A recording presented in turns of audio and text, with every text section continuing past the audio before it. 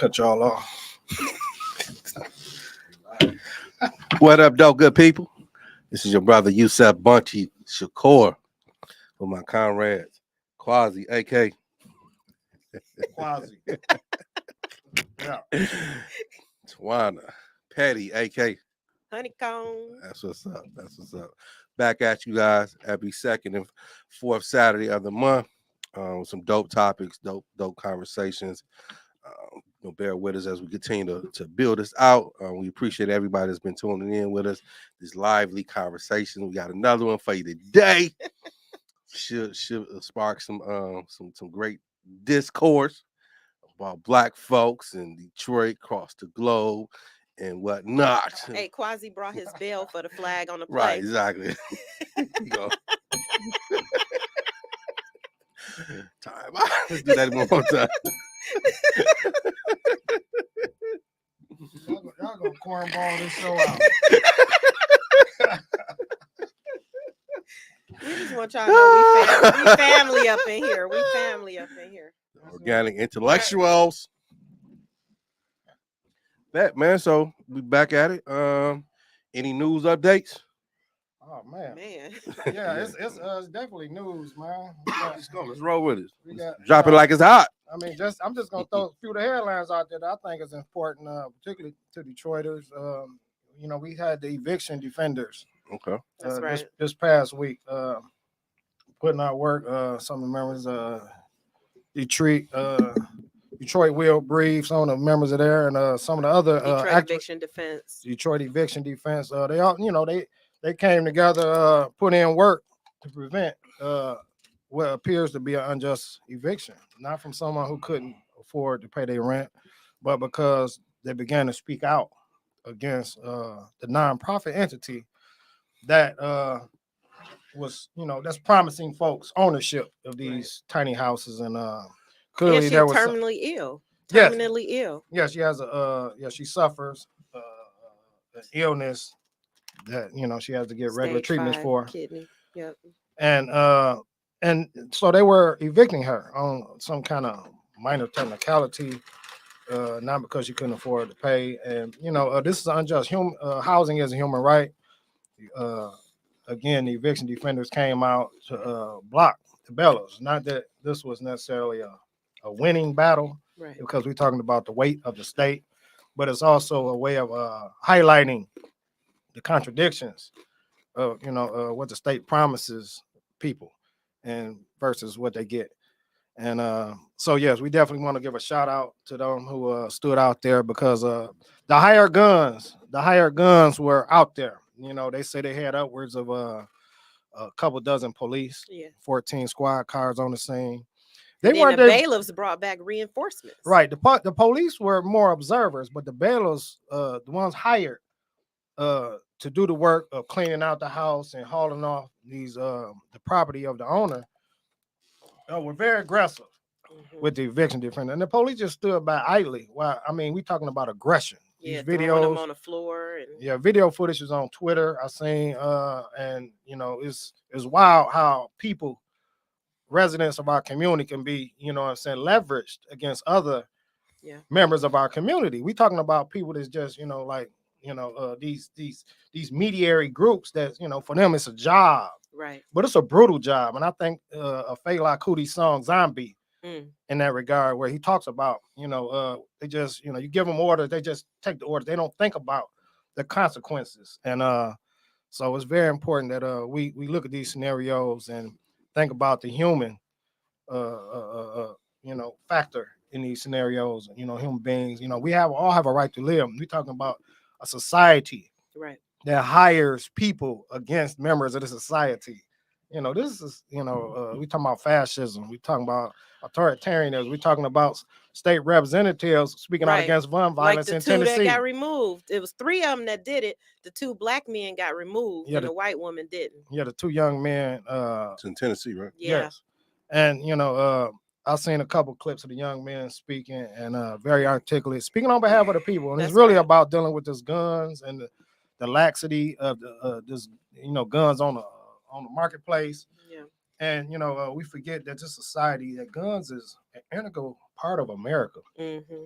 and not in a good way, Right. not in a good way at all.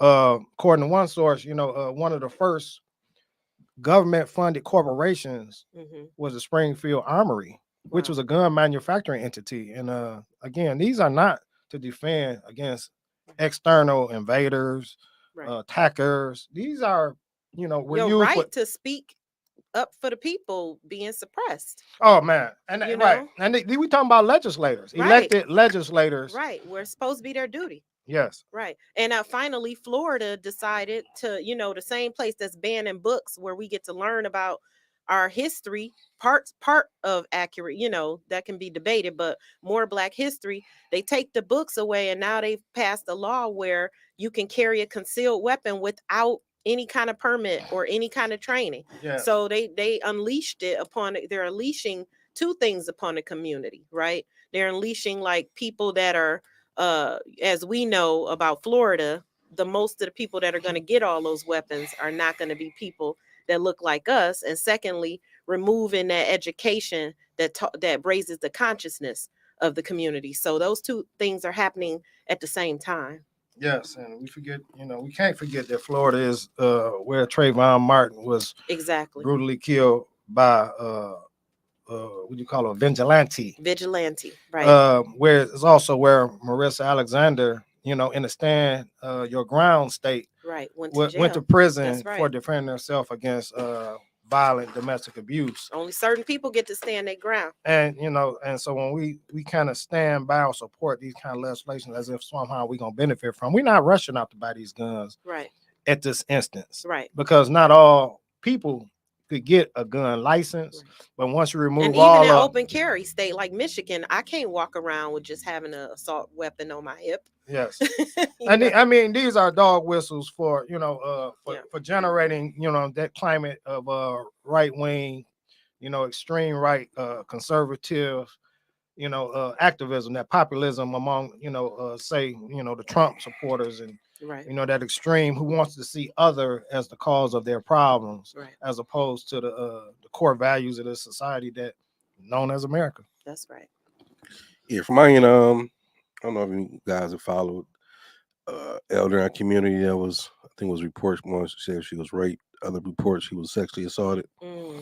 And the guy, 80 years old. yeah, said the guy was finally apprehended recently.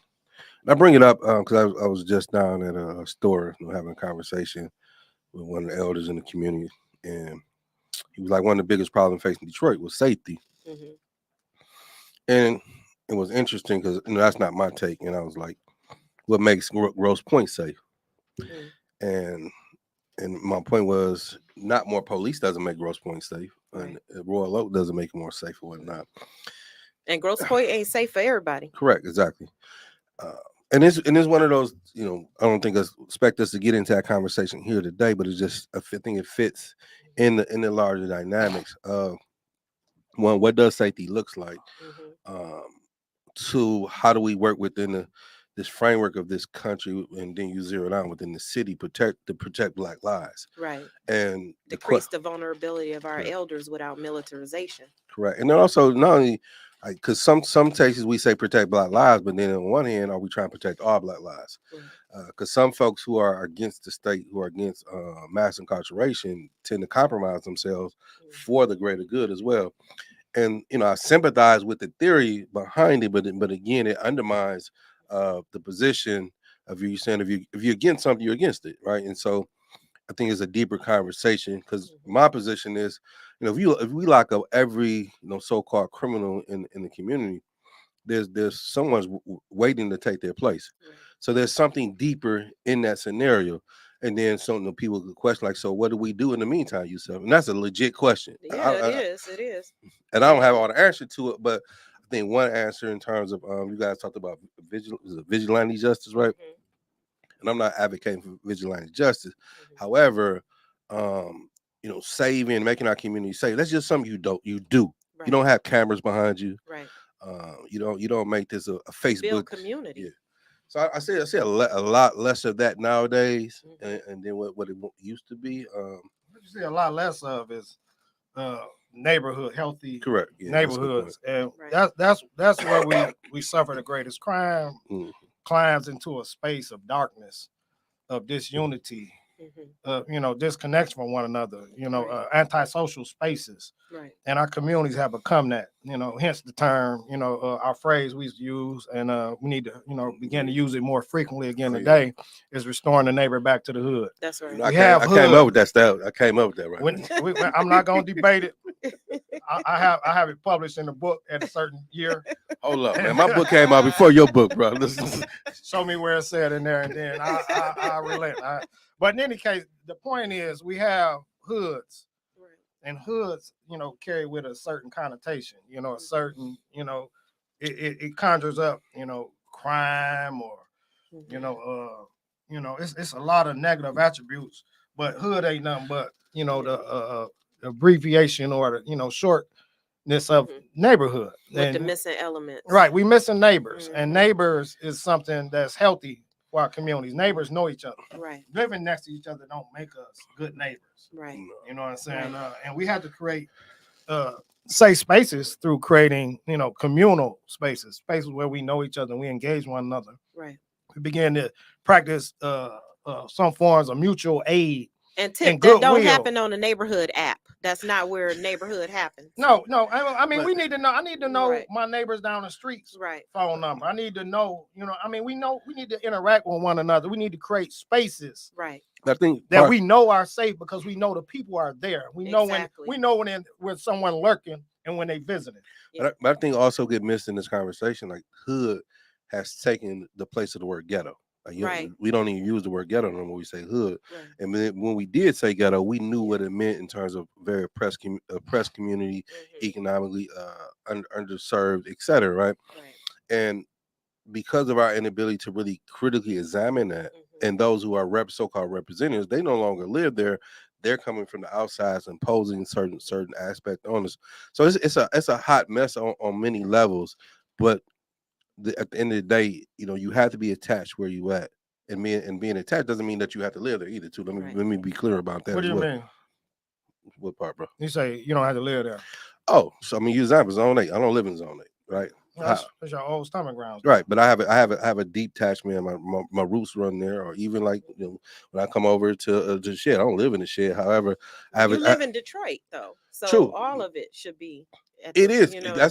That's a great point. But then also getting into the science of it, right? And that's the problem where if I come over to the east side or wherever you may live or you're working at, I come with the mindset of coming in to serve, not coming in to try to oppose and say blah blah blah. So that's what. Right. Thanks for the clarification. You have that deep respect for whoever is rooted over there. Absolutely, man.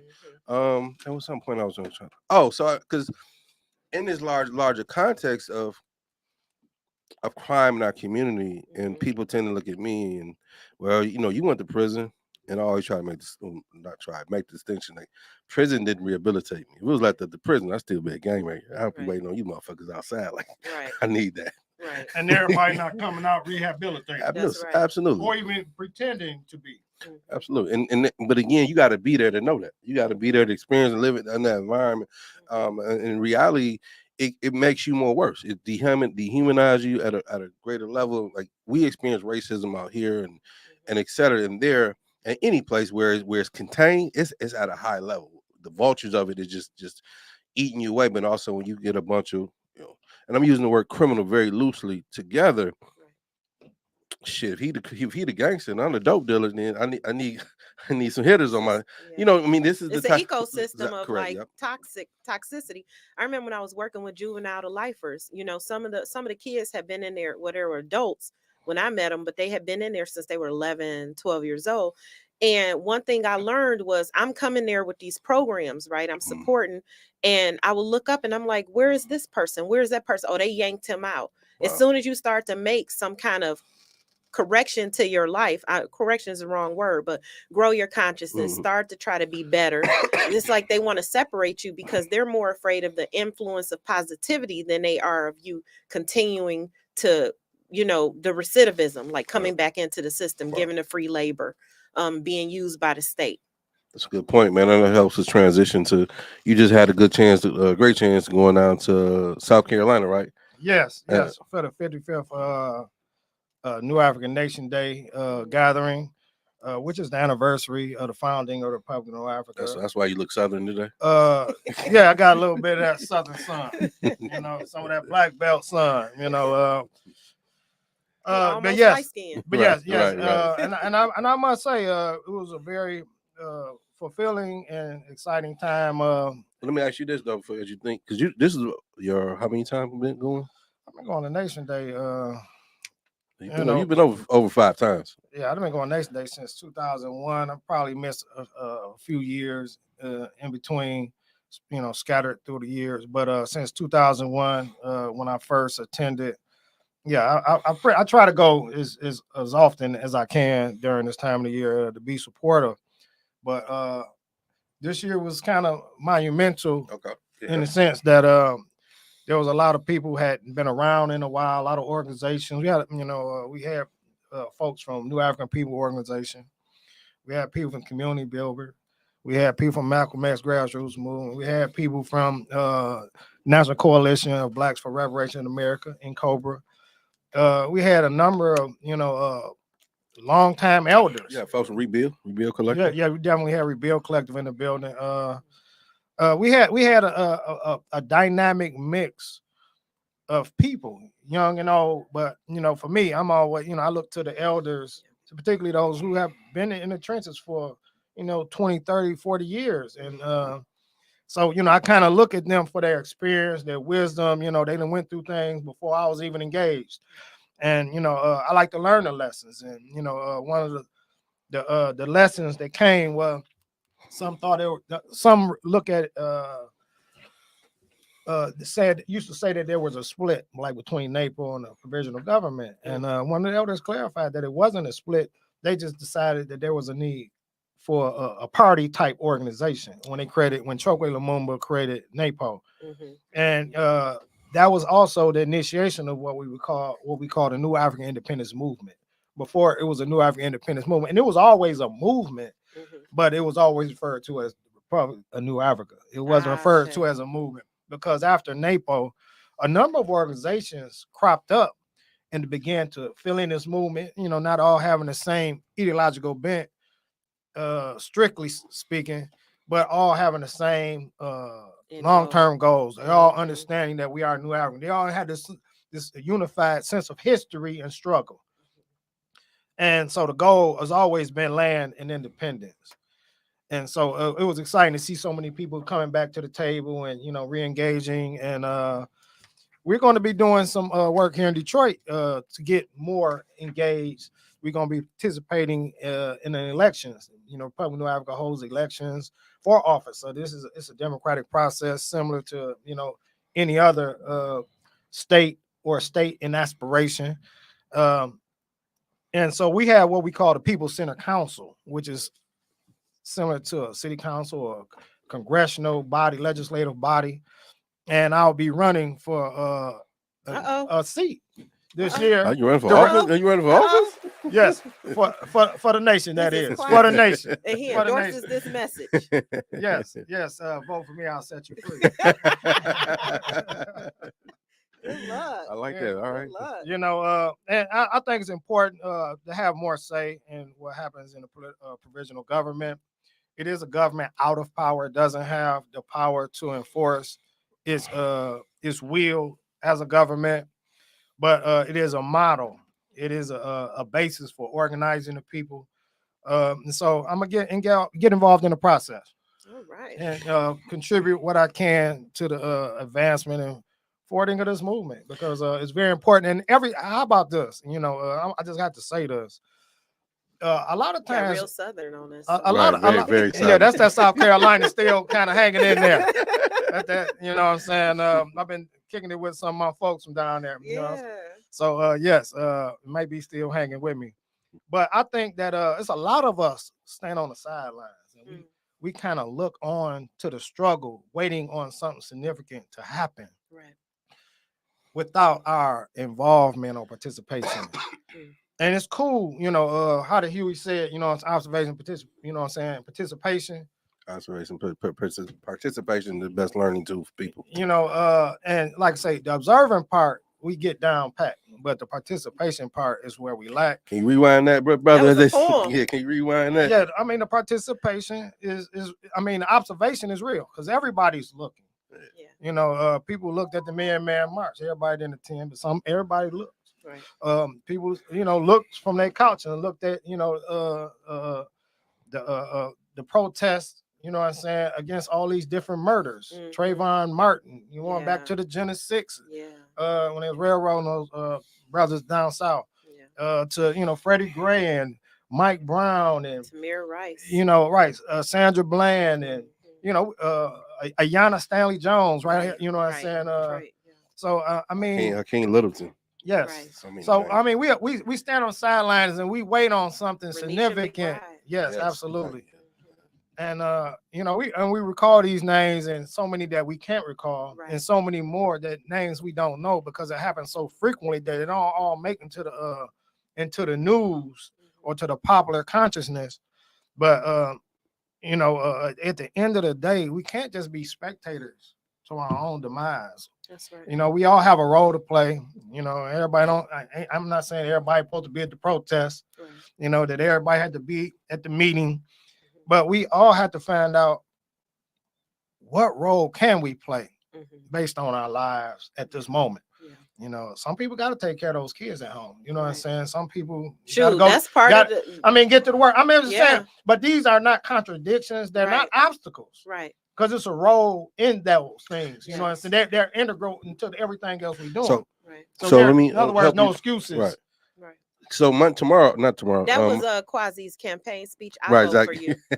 Yes, but I mean, but it's real. No, that wasn't for real. I mean, that's I'm saying. Yeah, but it's we need our people. We win with us. Right, but I'm saying, but Monday, no group or individual, no charismatic leader gonna talk us out of this. Right. But you talking real. That's what I'm saying. We have to be involved. A lot of people not saying the things you saying that are running for whatever. How about this type of office? Had 3 times the number of people was with the eviction defenders could have put off that eviction, say a week. Right. Because, I mean, like there's more people that you had to deal with. Now you push it back a week. Now you get twice that number. Like they did on with Freedom Growers, right? Do you remember that a few years ago? Well, they successfully fought off an eviction. That was across the street. Across the street from Freedom Growers. But that's getting to Monday, a way for people to participate. Yes. Monday, Black Liberation Mondays. Yeah, we're gonna be doing a debrief. Some of the comrades who went down there from Detroit with myself is going to be debriefing their experience. Oh, participating in some of the workshops. That's Liberation Monday. Yeah, so that's what we're gonna be doing this Monday. It's gonna be at the Mama Cool. At the Mama Cool House. We're gonna try to figure out some kind of link or something live, so that anyone who can attend you can still participate. We'll figure it out. You gonna cook that day? No, we're not gonna doing all that. I tried, y'all. Tried to slide that in there, man. Yeah. He a young chef on the making, man. Yeah. I did breakfast. I did a brunch for the traveling crew and some of our supporters, and it was all right. And it wasn't even everything I planned it to be, but it was still all right. Nice. Man, I remember them days of you cooking them turkey burgers over at the Urban Network. Man, yeah, I like eating, so I like cooking because I like eating. Let him say he didn't grew leaps and bounds since then. Right. No, I ain't gonna get overdoing it, but I like to eat. Every once in a while, I like to prepare my own food.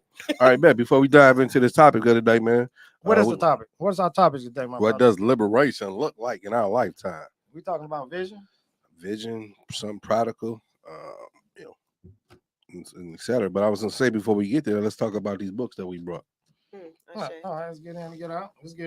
You want to start? I can start because I didn't bring a book, but I didn't bring a book, but this is a book I'll be showing.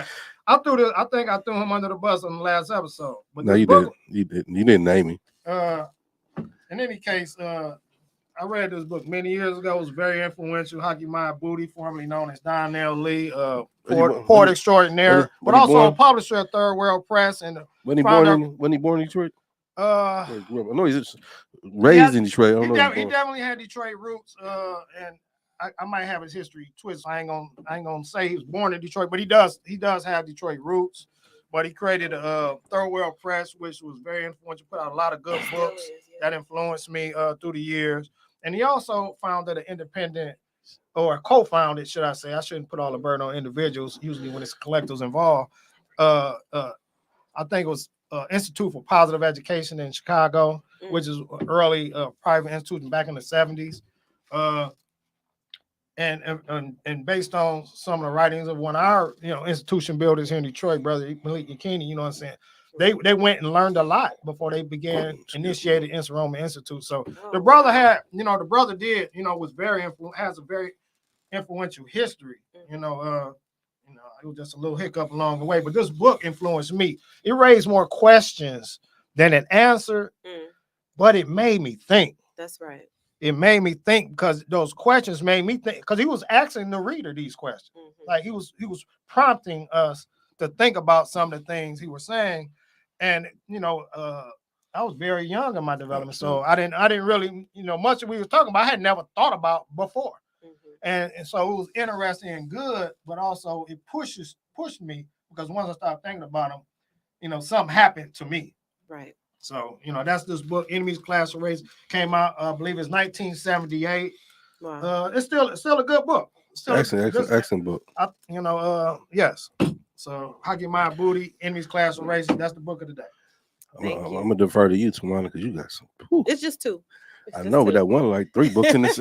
So I do humble brag. Yeah. I do want to show y'all that I was awarded a thank you. Can you say what it is? 2023 AI Artificial Intelligence Policy Leader Award from the Center for AI and Digital Policy. She came in front on us. I just came back from well deserved. World leaders, not to put all the stake in. Shit! She said world leaders. No, that's what she do. These are global. It was like global leaders from around the world who are fighting for ethical and accountable artificial intelligence. So that's what's up. Pretty honored to get the award for civil society. And we're proud to have you over here with us. Right. This award winning. We got an award winning podcast. She represents all the credentials that we need.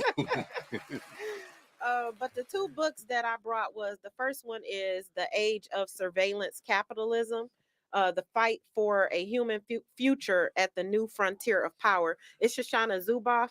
And just to give you 2 quick digestible examples of what she talks about is, she says, I want you to think about, we think that we're searching Google, right? When really Google's searching us. Damn. And then another thing she talks about, we think we're using social media, but social media is using us. And so they leverage that information that they learn about us to manipulate us and to increase their profit. And so we can talk more about that later, but a documentary called In the Age of AI, I recommend everyone watches that documentary. You can find it on YouTube. And the second book I brought is called The Battle for Your Brain: Defending the Right to Think Freely in the Age of Neurotechnology. And neurotechnology is like all of the ways that technology takes all that information Shoshana Zuboff talks about and uses it to manipulate how we think, how we act, how we function. So we think we have these ideas to purchase this thing, or to do this thing, or to go this way, or to, support this initiative. But Facebook taught us that they leveraged and manipulated the election, leveraging our data. And so back in 2010, so just those are 2 books that I recommend. They are, believe it or not, pretty easily digestible, but like they're complementary documentaries. There's always videos online with the speakers that break down these sort of books, so you can take them in small doses. But those are the 2 books I want to offer today. Dope. So what I brought was another book by Haki. Oh, sorry, over here. Haki My Booty: Black Men, Absolute, Single, and Dangerous: The African American Family in Transition to Kwasi point. This book kind of built on the one Kwasi brought up. Actually, it's my book. Like, I just point that out there. I brought both of those. Thank you, brother. Thank you. Enemy, because miss months. Enemy, Class, and Races. At that time it was one of the significant books around, dealing with black men, but within the context of black family, within the context of black community, versus what we see nowadays. A lot of the black women over here, black men over there, was one of the presetters of, particularly coming from a black man, of trying to look at the whole black family, but also at that time, I believe that's when the language was coming out. Black men being dangerous, dangerous species. But he's writing within not this abstract, but within the framework and the dynamic of the movement, what the movement is, what using such things as liberation. He talks about some books like we're doing that should be read. The importance of honoring and respecting black women, and also there's a section where he talks about why black organizations fail, which I thought was very essential for my young development. Or it might be in that book. Yeah, he talked about that in this class of races. I need to read that. Yeah, and actually, and what Kwasi don't remember, like that book. If some of us remember when we had the blackout some years ago, he talked about. Right, he talked about something like that in that book. Survival. Right, what if we had a blackout or whatever? What would we be prepared for? And like Kwasi said, like those things was like, damn, you didn't think about, because like to participate is the plan properly too, right, and not just theoretically talk. And I think that helps transition to our conversation today. It was very telling though to think about how much we didn't learn from that experience when we got into the pandemic. Right. It was like, wow. Have we learned from the pandemic? I mean, even now, like if it was a second one, I mean, one of the two words, just to tarry a little longer, is on this whole pandemic was essential and non-essential. Right. And what was the essential goods? Right. And that was a time to really grasp what's important. Right. What's important? You know what I'm saying? People didn't have toilet paper. Right. But everybody eat and use the bathroom. Yeah. So I mean, but we don't bleach the spray. Right. But it was basic things. But these terms should have had us, really concentrate. Or essential workers, non-essential workers. I mean, right. But those terms just stood out, and it was something to reflect upon.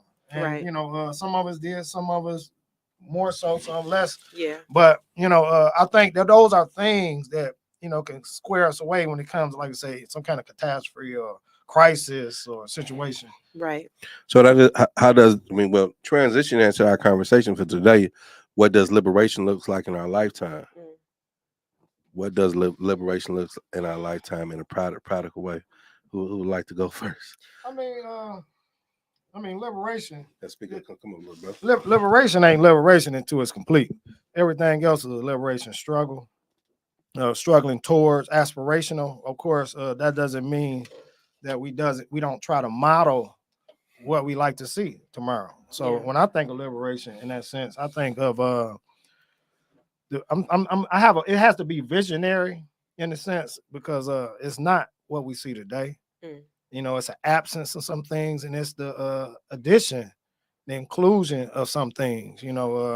So, but it's really thinking about what's essential. I mean, just to use that again, what's essential, what's non-essential, what do we need, what do we truly aspire for? When, just say, use the stereotypical common instance of police terrorism, and we say we need human rights, we need human dignity. Right. What does that look like? And do we want that every day, or do we only want it when it's been violated? Right. What does that look like? So, and so as you was talking, and I think this question may help us. What's not liberation? Not having access to water. Right. Okay. Not having access to a shelter. Not having access to an area of earth. To an area of earth, a square foot on earth, where you don't have to pay somebody to live on. You know what I'm saying? It becomes illegal if you lay on a bench. Trespassing. There's a law against trespassing because someone laid claim to it, and they laid claim to it because somebody wrote on a piece of paper. That this is a deed. They drew a line, and we have embraced the legitimacy of this deed. Right. Often because we don't have the force to contest it. Right. The ability to contest it. It's illegal to feed unhoused people and legal to feed animals. You see what I'm saying? Like, you can throw bread out to birds, but you can't stand outside of a institution and feed a person that don't have a place to live. Wow. So, you got to think of stuff like that. So, if I had a business that's generating millions of dollars every year, or I had a nonprofit that I'm Well, operating. how you generating this money though? Give me a yeah, hypothetical it's example. What are you doing to make this money? I mean, just in business. I'm printing up You T-shirts. I'm selling T-shirts, and I'm so selling. T-shirts require certain chemicals, inks, Well, fabrics. let me finish Okay, my question though. go My ahead. question is the wealth that's being produced out of that. I'm living well. I may be hiring a few people. Is what? Because some people consider that liberation. Being able to being a high executive of a nonprofit that's serving people in our community and whatnot. Some folks and that's bringing in lots of dollars from grants and from corporations. Some folks would consider that liberation.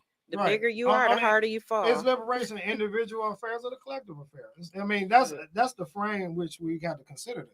Yeah. I mean, as an individual, some of us are doing better, and some of us are content, can be complacent even, because our individual lives, our family, or our community is, well off. And Bill Cosby could easily, I like to talk about that pound cake speech where he ridiculed during the NAACP event the poor people, and and the same from his vantage point, to get behind him when he right. But but the thing is that from his position, he couldn't fathom the mother buying $150 pair of shoes, though she's poor, though she can't do anything else for his son. Right. But try to build his spirit. But right, but also try to convey some form of love and concern for her sons, whatever. It may not be the best decision, right. But it's still done from a place of love and concern. And also, and sometimes we try to work with what we got, but there is no other supports there. Right. So we ignore, and from a position of comfort, it's easy to just spout condemnations to other people. Right. And so when I was getting to the breaking down the fabrics and all these kind of things of like, how's your business? What makes you able to make money while other people can't make a living? Right. Can't make a meal. Right. You know what I'm saying? You have access to natural resources or things that maybe you shouldn't have exclusive access to. Like some people have access to the Amazon rainforest so they can make toilet paper and wood products, and but they had to displace all the indigenous people from that land in order to deplete the earth. It's filter for the environment, that natural filter that trees provide. And so, we have to consider all those things, and we talk about wealth, and we forget all those other things that goes into wealth building. All the other living beings that are, and it harms the people that are harmed in these processes that go ignored, goes unseen. Every time, like, listen, we got how many iPhones we got on this set here today? Android. I got Android, but Androids are no better. I know. But I'm making my point that in order to continue these phones, right, you're right. You have to endorse the war in the Democratic Republic of Congo today. That's happening right now, where you have rebel groups seizing territory so they can have exclusive access to these mines to sell on the underground market. Right. And it's a whole lot of layers to this conversation because we're talking about a neo-colonial oppressed environment that's still suffering from the aftermath of European invasions. But the fact is, the coltan and these other minerals that are used in these smart devices that we all crave. Every time the new one come out, they sell out. That means we must endorse these conflicts, right? Because the minerals make it to these phones. They make it to our computers, to our fancy headphones, and other technological devices. And if we cherish these things so much, we are by default endorsing these genocidal, fratricidal behaviors. And so we don't think about the back end. We just think, Apple doing good and I got a few stocks. Right. And therefore I'm making money. But we don't think that we are also endorsing, because we're not going to go. I tell people when people talk about investing in Wall Street, because again, it's a lot of things that I say I don't advocate like we did last week. And if you invest on Wall Street, by default, you're trying to make money. Right. By default, you want the company you invested in to make money. that means they have to continue doing whatever it is they do in the world to make money. Right. And all those things aren't known to everybody.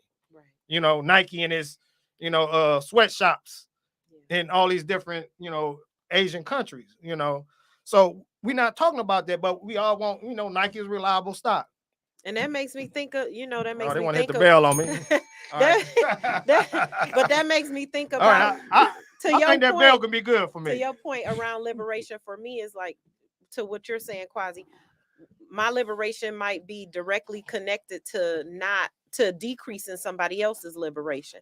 So in order for me to be free from a system, on the other end of the pond, somebody else might be dehumanized or lose their freedom or you lose their liberation. And can you be truly human Right, while if somebody else is contributing to the dehumanizing. dehumanization of someone else? Exactly. No, you're right. And I finally, one more thing I want to say is, because I didn't get a chance to really talk about how I feel, what I think liberation is. Yeah, please do. Is I talked about these two books I brought psychologically. Like I think it's almost impossible to be liberated while we're being psychologically manipulated on a level that we are. Like tech companies, industries, they invest billions upon billions of dollars in predicting our behavior and manipulating our behavior. And so it's very difficult to be like Sophia Noble talks about the gamification of surveillance. So we've gotten to the point where they make it so cute and exciting and interesting that they gamify surveillance, where they're monitoring every room in your house, every movement that you make, what time you gonna get up, what time you gonna go to sleep, what time you going to work, and so Turn on the light, Alexa. Exactly turn on the light in all the rooms, Alexa, so now Alexa knows your house better than you. So I think to add to this conversation, black liberation in particular, what it looks like in our lifetime is like everything you guys said in a way of, because liberation is born out of information, right? And if you don't have the right information, you can't free yourself. Right. But also the ability to, like, none of us think the same, none of us read the same books directly, right? So to create an opportunity to get into dialogues. Mm-hmm. And that way, because most of us are afraid of dialogue because it may challenge us in a way to question what you're reading, and more importantly, question the practice that you're trying to do. As Kwasi said earlier, liberation has nothing to do with an individual, has nothing to do with one organization. One organization cannot free a people. Right. One individual cannot free a people. Right. A people frees itself, and within that, we have to understand the diversity of us, where many yell very loudly, "We're not a monolith." Right. But I think what is a monolith is the dynamics of depression that we experience, as well as the value system in terms of upholding the value system, where most folks are stuck on ideologies to a certain degree. And I think ideology is important, but I don't think people have taken ideology to a rigor and simplifying even more. Like that we talked about in our last show, looking at the work at the shed, looking at the work at Mama Cool House, and all the work that we've done or do, is creating a vision of what liberation can look like. Because there's the short term and the long term. Right. And part of this conversation is, I know for me in my reading, a lot of times it was said a lot, like, I may not see liberation in my lifetime. And so, but you got to be pursuing it, right, for your lifetime. Correct. And I think also led to that where I'm willing to die for the people. Like I'm dying, and where we forget we got to live. We got to live for right now. How about trying to live for the people? Exactly, right. And that's part of the conversation of trying to vision, because again, we always talk about what we're against, but we don't necessarily talk about what we're for, what we're trying to be. Self-determination. Right. At the end of the day, self-determination, that's something that we do. It's an action word. Mm-hmm. And self-determination is what we do now. Again, we talked, I referred to it, I read the quote from Frantz Fanon's speech on decolonization and independence last week about it's the liberated person, that achieves his independence, the person that's now. And we liberated because, like I said, we planting gardens. We creating homes, schools, or school, educational, we learning self-care and healing practices.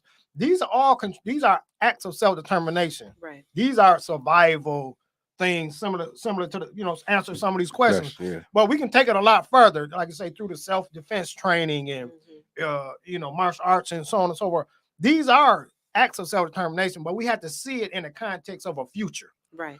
as steps on a path to a future. What does that future look like? It's us being in control of our own destiny, ultimately. Right.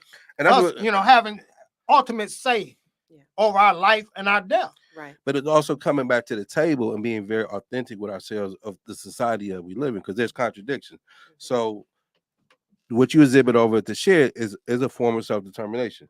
But as we realize with the conversation with the Detroit eviction defense is like the state can move on us at any moment too. Yeah. And so being very, I don't have the power to defend the shed against the forces of the state without the people. right. And Period. Right. And they could have defended them off permanently with a mass of people. But that's And we're watching instead of engaging. But that's the point of. Well, we have to talk about the fear economy, right? There is an economy of fear that not only makes us fear one another, but it makes us fear any type of resistance to these other powers. And it also makes those institutions fear us. So we're in a cyclical, or this looping cycle of fear, constant fear, where they fear our consciousness, we fear them, we fear each other. And so until we can break through that, then the growing a consistent mass of movement is essentially impossible. I mean, and part of that too is how do you organize against something that you're in awe of? Right. Like you, George Jackson said that so well. Like, and you talked about you attack a thing you see in prestige from a global standpoint. The things of like I didn't know all that shit. Right, what contributes to our phone, and the fact that here in America we see ourselves as American. Right. Even I knew Kwasi was gonna say. Just follow it. I'm just right, bro. I'm just speaking in general right now. I'm not speaking to anybody specific. So don't get offended, good brother. I'll be offended for you. But in overall, we've been brainwashed as a collective mentality. You're benefit at until you're reminded that you're a nigga. Until you're reminded that you're a Negro and you go to the office and you're the first one fired. You're the last one hired. Those things that we experience. And because it really was awakening me when I went to Ghana. All the things that we have, we get by default, not because we're at the first in line, because everything that they have is light years away behind us, because it's not part of that capital infrastructure in that country. They're reduced to getting not even our leftovers. That shit is just like scraps to the get-go. And it's being able to like break through that. And that's why I was using an example, like if I was a millionaire, I'm making such, because that's what our people are looking at. Like, I'm a root for Jay-Z because he's a millionaire. He comes from my street. But in reality, I want to be the next Jay-Z. Right. Because that's what success looks like. And success in that matter is not liberation. And because no matter how few get it, we still aspire for that one absolutely lonely, limited road. And we can be critical of each other, because you're critical. It doesn't mean that you're against somebody per se. And it's important that we make that distinction, and that helps us create the pathway towards liberation of a mass movement. It's not about individuals. They don't have to prove that the American dream is something people can attain. They just have to dangle the opportunity. Exactly. And so you get on the hamster wheel. Can you say that again, please? Rewind. That's shit. It's like, it's like we don't have to have any evidence that anyone has ever attained what is considered the American dream. All they have to do is dangle the opportunity in front of us. You can be Oprah. You can be the next Oprah. We jump on a hamster, but the bigger they are, the harder they fall, right? Some of the biggest, wealthiest people, it only takes whoever they answer to decide that they're no longer of value, and then that's over. So it's just one of those things where we're literally on this perpetual cycle of running on a hamster wheel, trying to pursue something that none of us really ever saw the end game for. Yeah, I mean, a lot of these topics that we're tackling, man, they're ongoing conversations. So we just wanted to kind of engage. I think it continued from our previous conversation. Joe, can you? I can't see that. I ain't got my glasses on. I know we got a few comments up there. Somebody read that for me, please. So many roles and parts that need to be filled. Freedom. That's from Freedom Growers. Hey, freedom. East side. And we need the eating and reading meetings. I like Oh, that. that's I like right. that. I like that. That's dope. That's dope, man. So with that, Kwasi, we got a word for the day, bro. What you got for us? Uh, self-determination, man. I'm just gonna keep it All self-determination, right. which is also a human right. Self-determination articulated in several documents of international law. Usually, the first article that all peoples have a right to self-determination. And when you look up self-determination in the legal international legal dictionaries and in their lexicons, it refers to the right to pursue independence. If particularly for oppressed Yeah. populations, and believe it or not, we're not the only oppressed people in the world. We're not the only nation that's not in control of our own destiny. We're not the only dominated internal colony in the world, not even inside the United States. Right.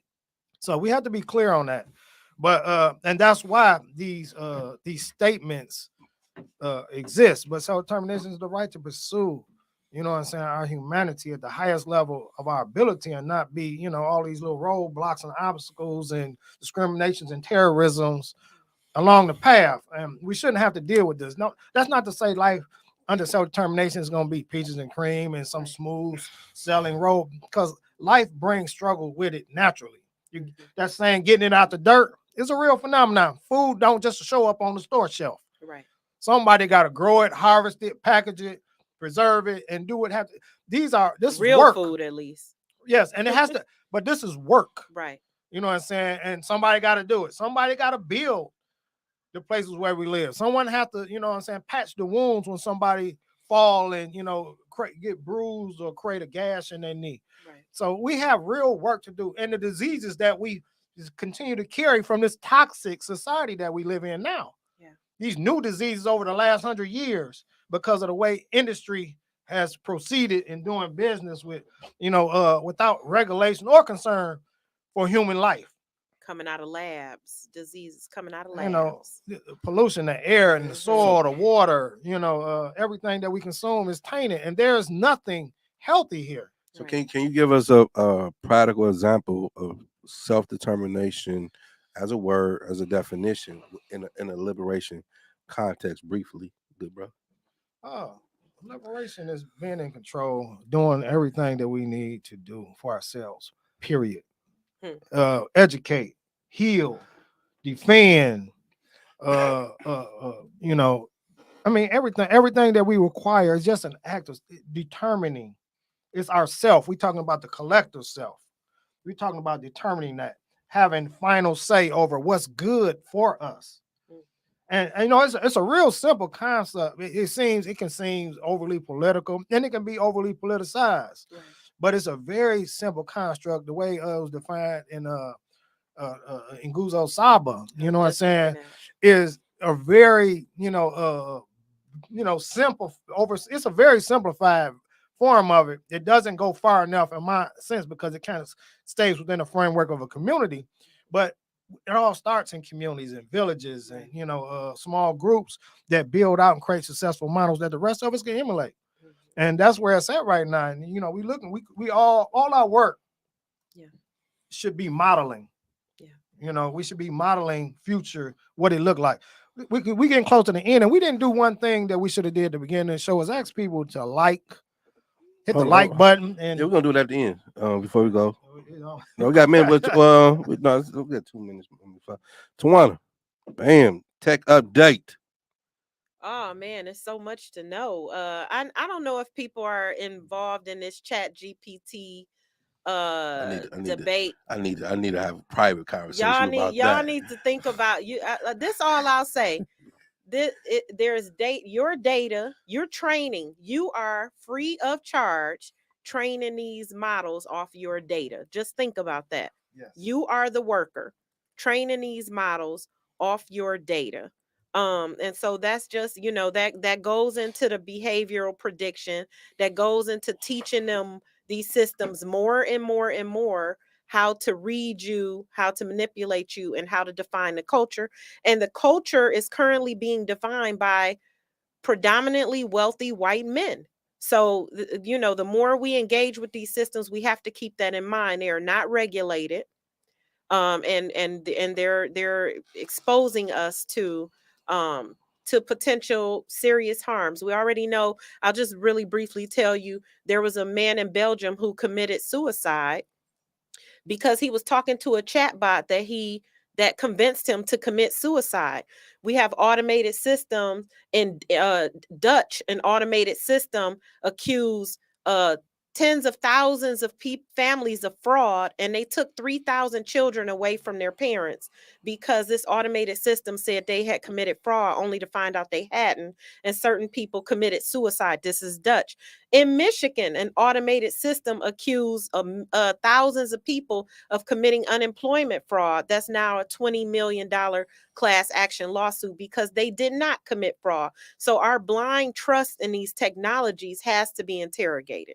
Yes, it didn't recently. I mean, interestingly, so maybe you can speak to it more authoritatively. Didn't Elon Musk and some other high-level, early supporters of artificial intelligence began to say that they kind of look reevaluating it for now, like it should be pulled back a little bit? Yeah, so that's a complicated dynamic. I do know and respect some of the signers of that letter. As a matter of fact, the founder of the organization that gave me this award was one of the signers of that letter. They're asking for a 6-month AI pause on any technology that's more powerful than GPT-4. It's up for debate that whether that pause is effective or not, mainly because we're saying more powerful than GPT-4. That's far too late. In addition to that, just pausing AI research is not going to do enough to regulate. So they have since filed Was it a pause on release or the research? On the research and on testing. Oh. And so I'll just finally say this. The Center for AI and Digital Policy, they should be followed. They are experts in this field of artificial intelligence. They signed on to the letter, can't control who all else signs on to the letter, but they have since filed a complaint with the Federal Trade Commission asking them to look into OpenAI, who developed the Chat GPT-4. And I know that this is something that might be a lot of folks are not engaged with or can't understand it right now, but just understand this: whether or not you engage with these technologies, they're engaging with you. Absolutely. Every move that you make creates data, and they are leveraging technologies to read that data to make decisions about your life. So it's important that you learn as much as possible, and we'll continue on this show to give you tips that can be digested so that you can become part of the debate. That's important. Yes. Yeah, so you was would you message to the audience, good brother? Yes. We just want people to hit the subscribe button. If you're not a regular subscriber, hit the subscribe button. Hit the like button. Feel free to share it once this live episode is posted. Share with others. We like feedback. Bring folks along. At some point we like to think that we're gonna have some guests on here to also bring some other perspectives and views. But I appreciate, what I'm saying, this is a great Saturday. I look forward to another sunny day. I mean, also to that point, to the audience, if there's the a top, shed is open. Yes, the shed is open. Oh, you got the ad at 2 o'clock. Can you put that ad up? Yeah, the shed, the store will be opening today. Yeah, and then again, if there's a topic that you guys like to have us discuss and be involved with, please share, comment. We ain't hard to find, man. Bam, check us out at the shed. Yep, on the east side. Our books in the prayer. 11530 Flanders. Come see me at 2. We're gonna be out there working in the garden and doing some outdoor work. If you want to wear some gloves and some little work boots, feel free. Come on through. Volunteers welcome. You would have scared them off, not Kwasi. Oh man, the real one's gonna show. The real one's gonna show. So with that being said, man, we appreciate everybody. Appreciate you guys. Good discourse, and we see you in 2 weeks. Peace. All right, peace. Peace. Rebuild the land.